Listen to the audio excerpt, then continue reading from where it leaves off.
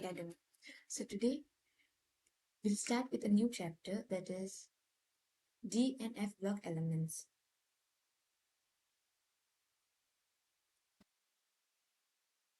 So I hope everyone known about the periodic table, right? So on periodic table, where does this D and F block situated? If this is the S block, this is the P block elements. In between S and P is the D and F block elements. Here are the D and F block elements present. This D and F block elements, D block, it is known as D block because in this series, D orbitals are filled progressively, and F block, F orbitals are filled progressively. That's why it is D and F orbitals. So in this lesson, basically we'll see the D and F block elements and their trends along the period, along the row and along the periods. How are they filled and what are the trends that they follow? Now, D block elements, they are also known as transition elements. And F block elements, they are known as inner transition elements.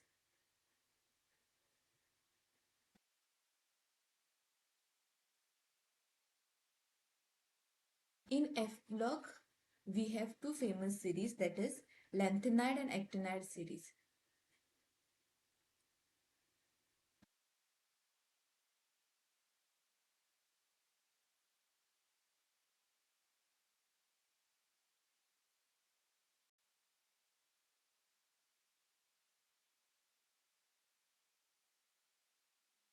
Actinide series.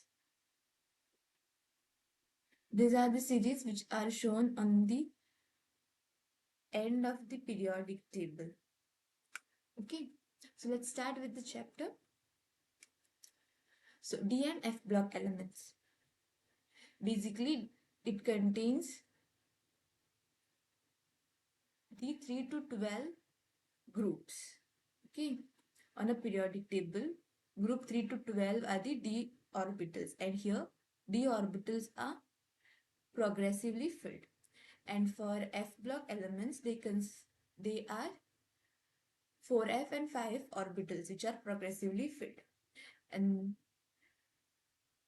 they are collectively known as transition metals and inner transition metals. Okay, there are mainly four series for transition metals, that is d orbitals or d block elements. There are basically four: 3d series, 4d series, 5d series, and 6d series. Okay, these are the four series. Basically, 3d series is the one which is important because we are going to learn all the properties based on this series. Okay, now inner transition, that is F block elements, you have 4f series and 5f series. Okay, are known as the lanthanoid and actinoids respectively. Now, originally transition metals were derived from the fact that their chemical properties, it basically lies between S and P block, because as I showed you earlier, transition elements, they are in between P and S orbital. This is S orbital, this is P orbital, and this is the transition metal. So they lie in between the S and P orbital. Hence they are transitional because they show properties similar to S and P block elements. Okay. Now, transition metals are defined as metals which has incomplete d shell either in neutral atom or in their ions. So D block elements, the basic definition is they have incomplete d orbitals. Okay, d subshell in their neutral or their ionic form. Zinc, cadmium, mercury. Remember this: zinc, cadmium and mercury, even though they fall under the D block elements, but their electronic configuration is full. They have a fully filled d orbitals. Hence, they are considered to be not transition, but since they fall under transition elements and they have certain properties related to the transition elements, we consider them to be a transition elements. Okay, their configuration on the ground state as well as in their common oxidation state also, they have a completely filled d orbital, hence are not regarded as the transition metals, but still we consider them because they are there on the table. Okay, however, being the end members of 4D, 3D, and 5D transition series respectively, their chemistry is also studied along the transition series. Okay, since they are the last elements of the table, we study them along with the transition elements. Now, the presence of partly filled d or f orbitals in their atoms makes transition elements different from that of the non-transition elements. Now, hence, transition elements and their compounds are studied separately. Since even though we say they have same properties as S and P block elements, but there are certain things which non-transition elements can't do. So, hence, they are studied separately. Okay. Now, in this, we have several metals which are very important commercially also and industrially also. For example, silver, gold, platinum, and industrially important metals like irons, copper, titanium. These all belong to the transition metal series. Hence, it is a very important elements or important block to study. In this unit, basically what we're going to study is the electronic configuration of these molecules, their occurrence, from where they occur, their general characteristics of transition elements, such as their which emphasis on the trends in the properties of the first row transition series. So we basically see the trends on the basis of the 3D series or the first row transition series, along with the preparation and properties of some of the important compounds. So this will be followed by the consideration of general aspects such as electronic configuration, oxidation states, and chemical reactivity of the inner transition elements. These are F block elements. So first we'll start with the transition elements or the D block elements. Now, position in the periodic table, I already told you where the D block elements are present. They are present in between S and P block elements. Now, D block or D orbitals of the penultimate energy level of atoms receive energy giving rise to four rows of the transition metals 3D, 4D, 5D and 6D. Penultimate means they are close to the S and P orbitals. So all these series of transition elements are shown in table 4.1. So these are the first series. Okay, which are the first series? Now, let's start with the electronic configuration of this molecules. So in general, the electronic configuration of outer orbitals of these elements is n minus 1, d 1 to 10, n s 1 to 2. Now this is a general configuration. Okay, that is n minus 1, 1, 1, d 1 to 10 and n s 1 to 2. Now what this means is n minus 1d is if it is the third row or the first transition series or first series, here 3D orbitals are filled because according to the electrons are filled, first we start with 1s, then we go to 2s, 2p, 3s, 3p and 3d. So first transition series, we start with the 3. Yes or no? Third subshell is where the d orbitals are starting. So they are known as 3D series. So here the 3D series ka electronic configuration will be, or the first series we can say.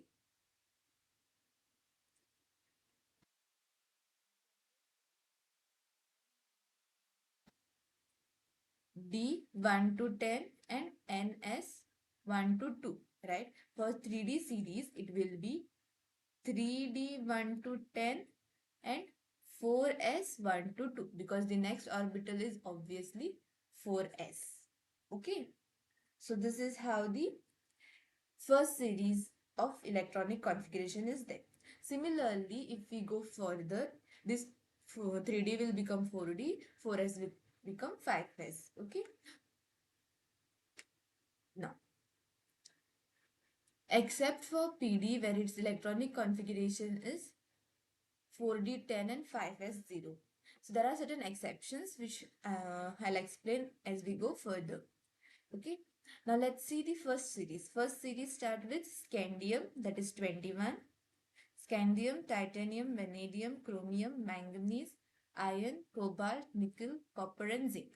So if I want to write their electronic configuration, okay.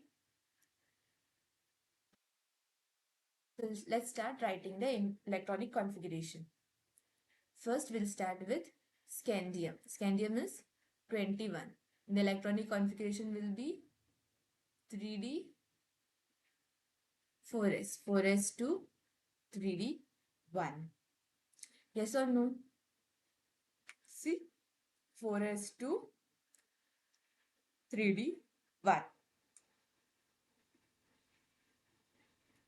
Thirdly, after scandium is titanium, which is 22, then vanadium 23, chromium, manganese, iron, cobalt, nickel, copper and zinc. So these are the elements in 3D series.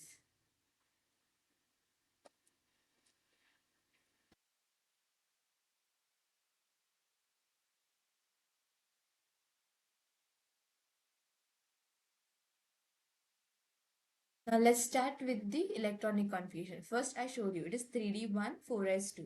Second is here 3D2 4s2. Okay. 3D3 4s2. 3D4 4s2. General is n minus 1 d 1 to 10 4s 1 to 2 or ns 1 to 2. This is the general electronic configuration. So on this basis we are filling the or we are writing the electronic configuration. So this will be 3D5 4s2, 3D6 4s2, 3D7 4s2, 3D8 4s2, 3D9 4s2, 3D10 4s2. Okay, so this is the general electronic configuration that we have written, right? Now, here this is the trend which is followed, but everywhere, as I told you, there can be an exception. So in this electronic configuration also there is an exception. While reading here, as I told you all, there is an exception for palladium, right? It is 4D10 and 5s0. Similarly, in 3D series also there is an exception, and the exception is for chromium and copper. Okay, instead of following this trend,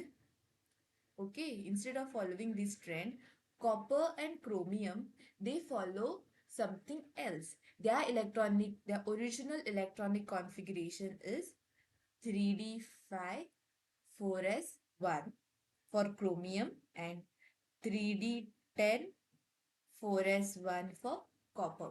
This is what both of the elements follow. They doesn't follow this trend which I have originally written.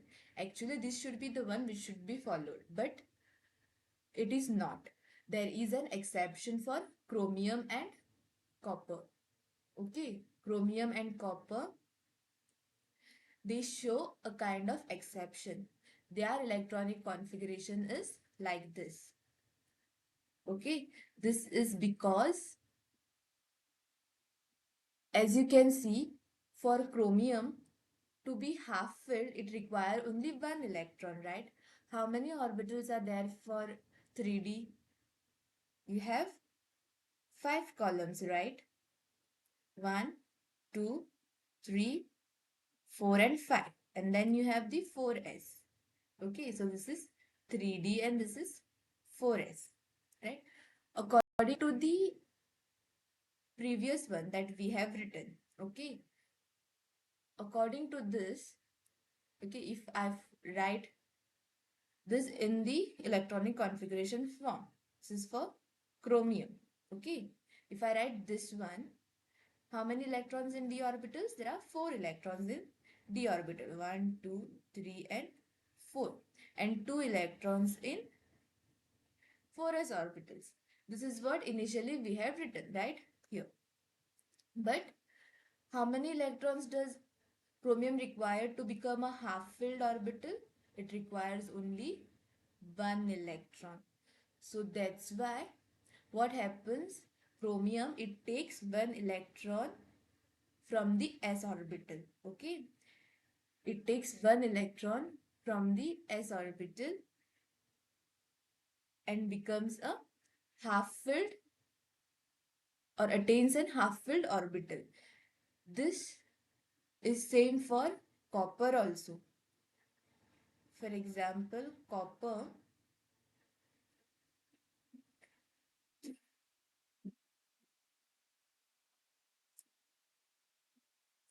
gradient 4s.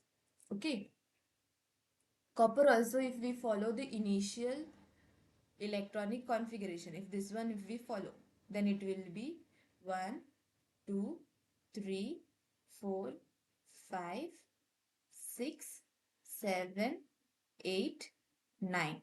9 electrons in d orbital and 2 electrons in s orbital. Here also only 1 electron is required to attain a fully filled electronic configuration or fully filled d orbital. So again it will take the electron from s orbitals. Okay. If we take electron from the s orbital, what will happen? Here one more electron will be added. Hence, the chromium and copper, they only require one electron to attain a half filled orbital or a completely filled orbital. Okay. Since half filled or completely filled orbitals give them a stable condition, both of the molecules or both of the elements, they change their configuration into this format because this gives them more stability. Okay. See, here it is given. A consequence.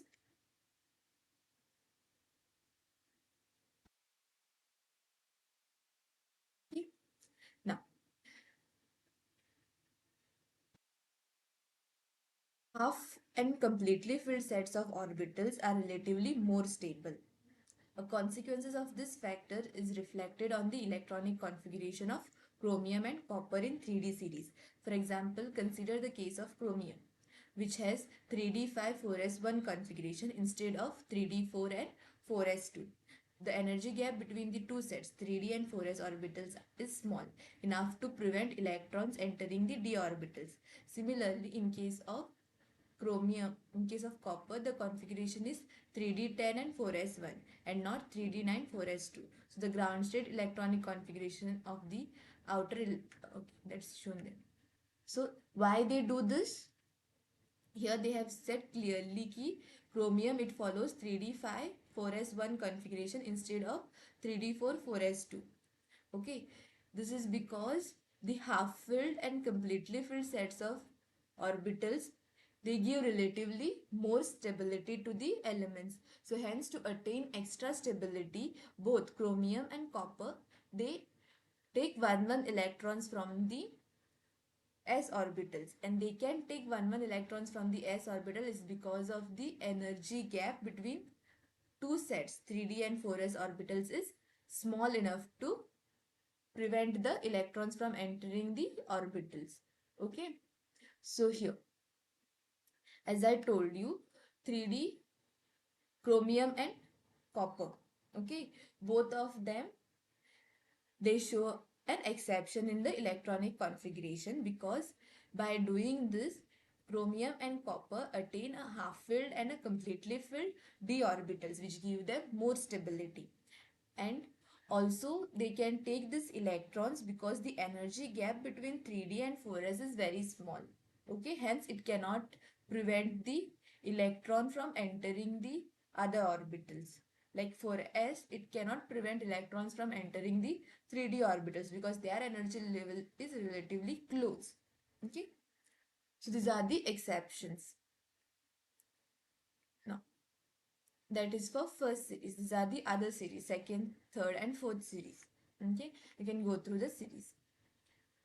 Now, electronic configuration of outer orbitals, that is Zn, cadmium, zinc, cadmium, mercury, and Cn, are represented by general formula, that is N-1 D10 and Ns2, because they are completely filled in their oxidation state as well as in their ground state. So the orbitals in these elements are completely filled in the ground state as well as in their common oxidation state. Therefore, they are not regarded as transition elements.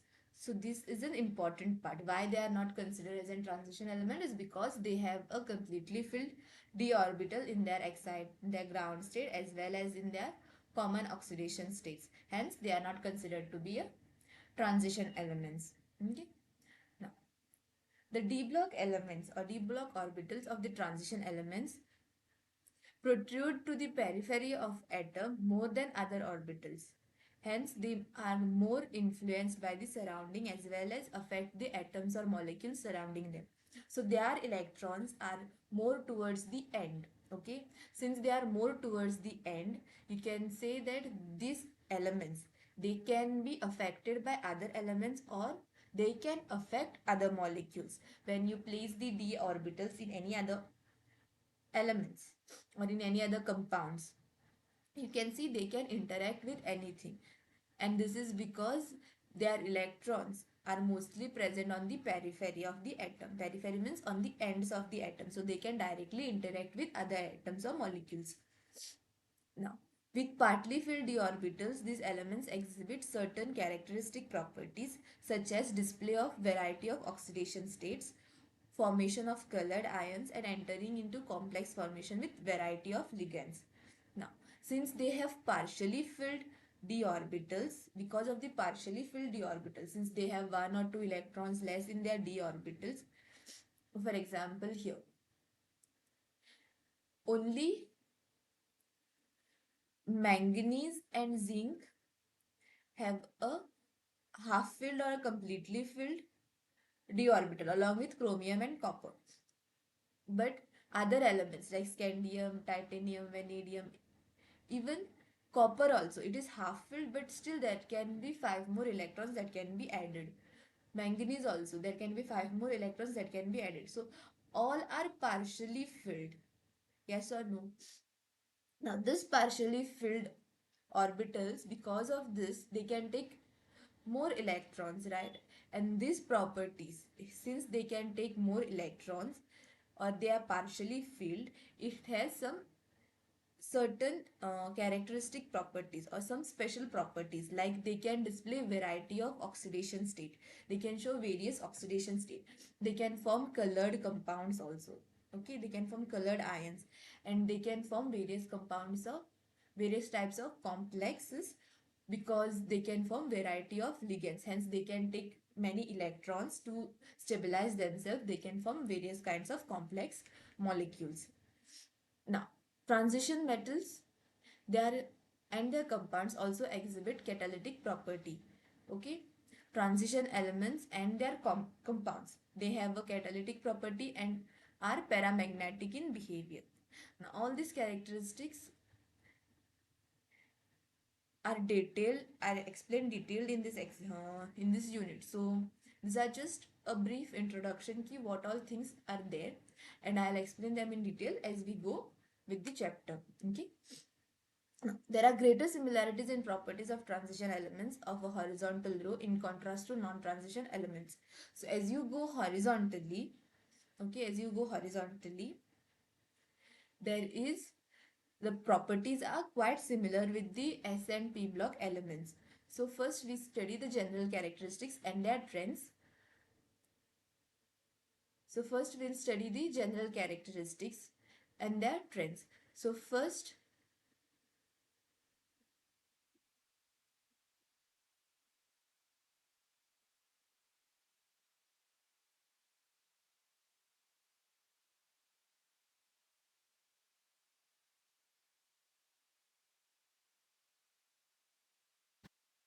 First one is the physical property. First characteristic is the physical property. Now, nearly all the transition elements display typical metallical properties, okay, such as high tensile strength, ductility, malleability, high thermal and electrical conductivity, and a metallic luster. Now, what is ductility, malleability, tensile strength? Okay, ductility means it is the ability of a metal to be converted into thin wires. Okay, and malleability is the ability of a metal to be converted into thin sheet. So all these metals or all these transition elements, they show a typical metallic property, such such as they can be converted into thin wires or they can be converted into thin sheets. Okay, for example, copper wires we use for electric conductivity, right? So they have a good electrical conductivity, and they are ductile because they can be converted into small wires. Now, gold, gold and silver, you can form plates. You can convert it into plates and give different shapes. For example, platinum and palladium also. Yes or no? All these molecules or all these elements, they have a malleability. They can be converted into sheets or wires, and they have high tensile strength. Their stretching strength is also good. They have high thermal and electrical conductivity. All these metals, they can conduct electricity, right? And metallic luster, gold and silver, they shine, right? They have a luster on them. So physical properties basically are this ki they follow a kind of typical metallic properties, such as that they have a tensile strength, they are ductile. Ductile means they can be converted into thin wires. Malleability means they can be converted into thin sheets. And they have a high thermal and electrical conductivity. They also have a metallic luster, that means they can shine. Okay. Now, with the exception of zinc, cadmium, mercury, and manganese, they have one more typical metallic structure at normal temperatures. Okay. Now, since zinc, cadmium, mercury, and manganese, they are exceptions. They have typical metallic structures not at normal temperature. For example, mercury. Mercury is used in thermometers and all, right?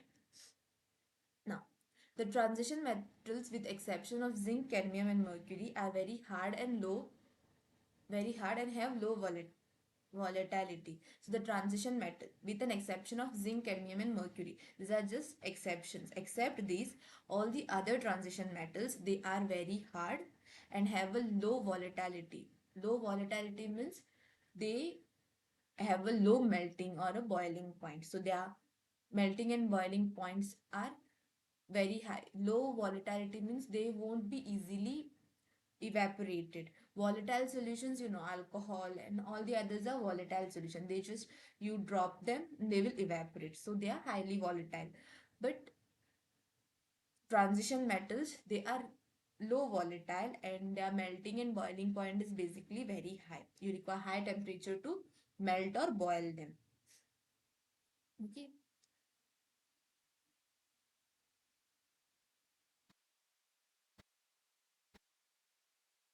Since they have a the high melting points of these metals are attributed to involvement of the greater number of electrons from d orbitals in addition to the ns or electrons in the inner atomic interatomic metallic bonding. So their high melting and boil their high melting point is basically because of their electron bonding. They have a strong electron bonding, and that is because of the interatomic metallic bonding.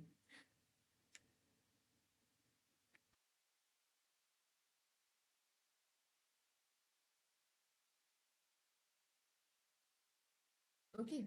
Now, in any row, melting point, okay, of the metals rises, increases till 5. So, the maximum temperature will be at D5 orbitals, except for anomalous values of manganese and Tc, and fall regularly as the atomic number increases. Okay, first they will increase till d5 when the d orbitals are half filled. Till half filled state they will gradually increase, and then you will see the fall of regular, then there will be a decrease in the melting point as the atomic number increases. Okay, there were high enthalpies of atomization. Now the atomization means removal of or movement of atoms. Okay, now here you can see scandium basically is not involved. Titanium, vanadium, chromium. Till chromium, the melting point is increased. From chromium, it gradually decreased till manganese. Again from manganese, it increased. Then it remained slightly, then it slightly decreased, and then it decreased gradually. So there is an increase which is shown initially, then there is a decrease, then there is a slight increase, and again we can see there is a decrease in the melting point. This is the trend which is followed everywhere. There is an increase, then there is gradual decrease as the number of atoms or number of electrons increases or the atomic number increases.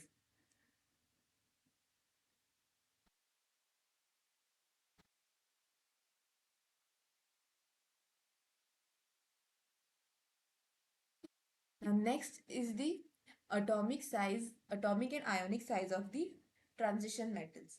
Now what will happen to their atomic and ionic sizes or their radius? So in general, ions of the same charge is in a given series show progressive decrease in radius with increase in atomic number. So there is a decrease in radius with increase in atomic number. Okay, so the radius decreases when the atomic number increases. Now this why it is? So this is because the new electrons enters the d orbital each time the nuclear charge increases by unity. So now why do we see a decrease in radius when increasing atomic number is because new electrons are started to add up as you go along the row. Okay, so the d orbital, yes or no, the electrons will start adding up. So for scandium it is 1, for titanium is 2, for vanadium is 3. Okay, so electrons are keeps on adding. So since the electrons they keep on adding, the nuclear charge increases. Okay, and this increase in nuclear charge creates a shielding effect of a d electrons. Hence, there is net electrostatic attraction between the nuclear charge and the outermost electrons increasing, and the ionic radius decreases. So there is a decrease. So first what we see, the decrease in radius with increase in atomic number. This is because as the atomic number increases, you are keeping on adding the electrons. So electrons are just added one by one. Since electrons are added, it creates a nuclear charge. Okay. Now, there is a shielding effect of a d electrons which is not that effective. Hence, there is a electrostatic attraction between the nuclear charge and the outermost electrons. So, the nuclear charge, what happens? It holds the electrons towards it, and once the electrons are attracted towards the nucleus, the radius will gradually decrease. Okay, now the same trend is observed in the atomic radii of the given series. However, this is the trend which is followed by the series, that is decrease in radius with increase in atomic number. This is because of the increased nuclear charge and decreased shielding effect. Hence, the electrons which are added up are pulled towards the nucleus, which decreases the radius. Okay, this is the same trend followed by the other series also. Now, an interesting point emerges when atomic size of one series are compared with those of corresponding elements in the other series. Okay, when you compare both the series, okay, when you compare the atomic radius of all the series. Okay, now this green one is the 3D series, blue one is the 4D series, and this is the lanthanide series or the 5D series. you can see there is a gradual decrease in the atomic radius. Yes or no? But here you can see 3D series shows a greater difference compared to 4D and 5D series. They are slightly close to each other.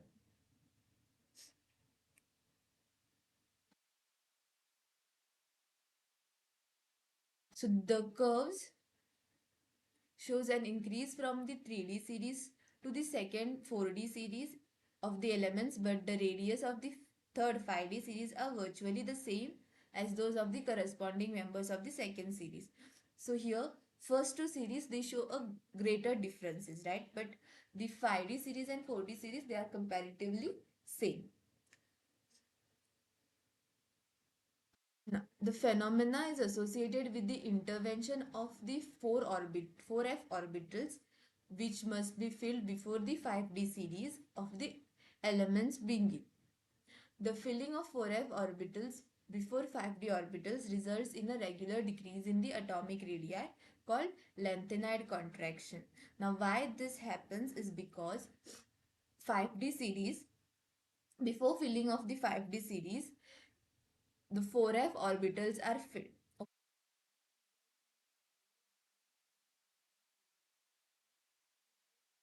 Similar format of curves. Okay, and that phenomena is known as lengthened contraction, which is essentially compensates for the expected increase in the atomic size with increase in the atomic number. Okay, increase in atomic size with increase in atomic number.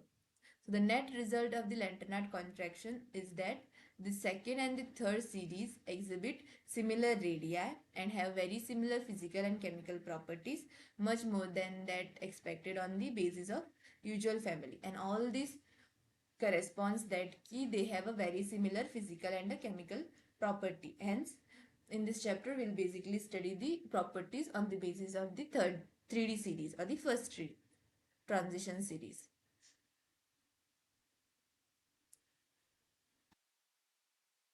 And these are some properties, that is their atomic number, electronic configuration, enthalpy of atomization, ionization enthalpy. What is ionization enthalpy? Ionization enthalpy is the energy required to remove the ions. Okay. And this is the ionization enthalpy. They are metallic and ionic radii, standard electrode potential and density. Now, here we have seen their atomic number, electronic configuration, enthalpy of atomization, ionization enthalpy we'll see now. Okay, so ionization enthalpy. Next part is the ionization enthalpy. Now there is an increase in ionization enthalpy along each series of the transition element from left to right due to an increase in nuclear charge which accompanies the filling of the inner d orbitals. Now, there is an increase in ionization enthalpy, okay, along the series from left to right. Now, why there is an increase is because of the increase in nuclear charge, okay, which accompanies the filling of inner d orbitals. For example, okay, the nucleus, there is an electron here, there is an electron here, okay. This nucleus will hold tightly to this electrons. Hence, to remove these electrons, it is very difficult because we have to apply more amount of energy.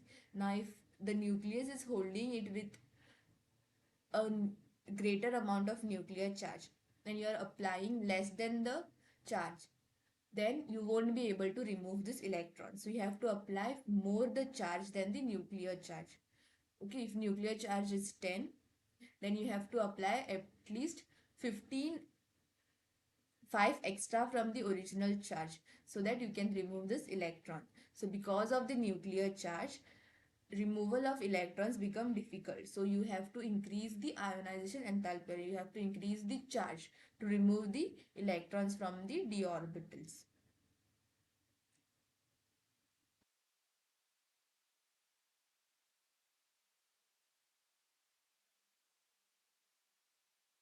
these elements do not increase as steeply as in the case of non-transition elements. Now let's see. Here you have, okay, this is the ionization enthalpy. So you can see the ionization enthalpy gradually increases. Yes or no? Then there is a slight decrease and then again you have a increase. But overall it is seen that the ionization enthalpy increases from left to right. Okay.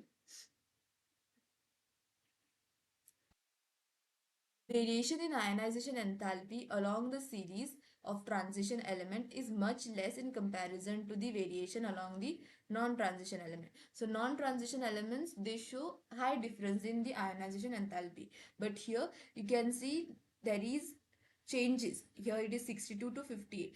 But the change is very slight or very little change. There is a slight change in the or slight deflection in the series or trend, because the ionization trend is that it should increase along the series, that is from left to right it should increase, but you can see it increases gradually, but there is a slight difference or slight decrease which is observed in the end end part of the series, okay, which is very light compared to the non-transition elements. Now the first ionization enthalpy in general it increases, okay, but the magnitude of the increase in the second and third ionization enthalpies for the successive elements is much higher along the series, so it increases comparatively high.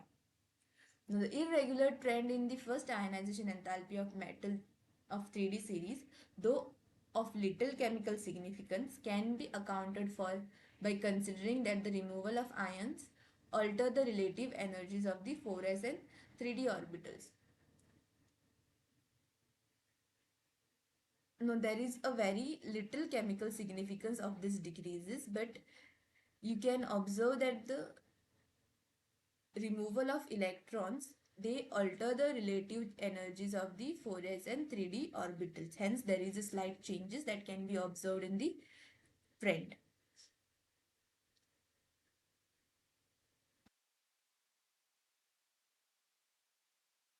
But the main thing that you have to remember is that ionization enthalpy, it increases along the series from left to right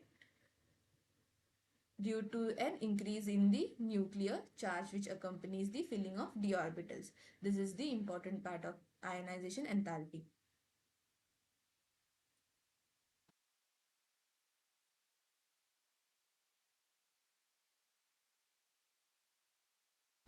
So in our next video, we'll basically see about the oxidation states of the molecule or the oxidation states of the elements. So in today's video, what we have seen is basically what are transition elements or what are D and F block elements, where they are situated, and also there are some of their general properties like electronic configuration, physical properties,